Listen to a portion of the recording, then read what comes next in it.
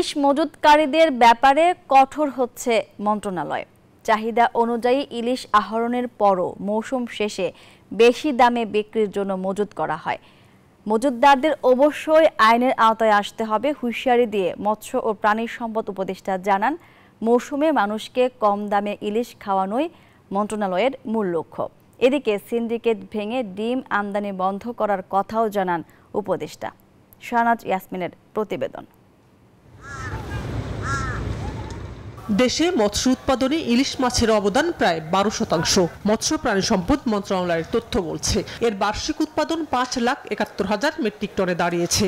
হিসাব অনুযায়ী 2017-18 অর্থ বছরে ইলিশ উৎপাদন হয়েছে 5,17,000 টন, আর 2022-23 অর্থ বছরে এসে দেশে ইলিশ উৎপাদন হয়েছে 5,71,000 টন।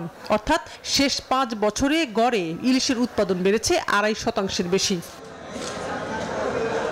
দিন দিন ইলিশের উৎপাদন বাড়লেও দাম সাধারণ মানুষের নাগালের বাইরে।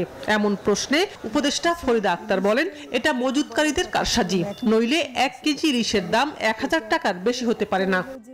মৌসুমের সময় মজুদটা যেন না হয়, মজুদ হয়তো একটা কিছু থাকবে যেটা নাকি বছরের অন্য সময় দেওয়ার জন্য, কিন্তু সেটা একটা সীমার মধ্যে থাকতে হবে। মানে মানুষকে খাওয়াবার জন্য যখন মাছ আসার কথা বাজারে, সেটা না হয়ে যদি কোল্ড স্টোরেজে ঢুকে যায়, সেটা মানে কাম্য না।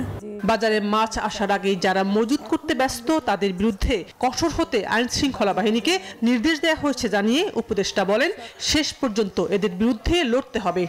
এনজিওর কিস্তি প্রথমবার বিকাশ পেমেন্ট করলেই 20 টাকা ইনস্ট্যান্ট ক্যাশব্যাক। আমরা প্রথমত চিহ্নিত করব যে মজুদটা কতটুকু হচ্ছে বা কেমন করে হচ্ছে। তারপরে আমরা ভোক্তা অধিকার এবং যারা অভিযান করে তাদেরকে অনুরোধ করব, এবং আইন শৃঙ্খলা রক্ষাকারী বাহিনী যারা যারা এর সাথে যুক্ত তাদেরকে আমরা অনুরোধ করব, সেখানে অভিযান চলবে আর কি। এদিকে ভারত থেকে ডিম আমদানি করেও ডিমের দাম না কমায় সিন্ডিকেটকে দায়ী করেছেন প্রাণী সম্পদ উপদেষ্টা। অভ্যন্তরীণ উৎপাদন বাড়ানোর উপর জোর দেন তিনি। এগুলোতে সিন্ডিকেটের কতগুলো ব্যাপার আছে, মানে যতই আপনি উৎপাদন বাড়ান বা আমদানি করে সরবরাহ বাড়ান, কোথাও গিয়ে এটা হারিয়ে যাচ্ছে এটা, এবং সেই সিন্ডিকেটের ক্ষেত্রে আমাদের একটু কথা বলা লাগবে এবং কঠোর ব্যবস্থাও নিতে হবে। চিহ্নিত করার চেষ্টা করছি।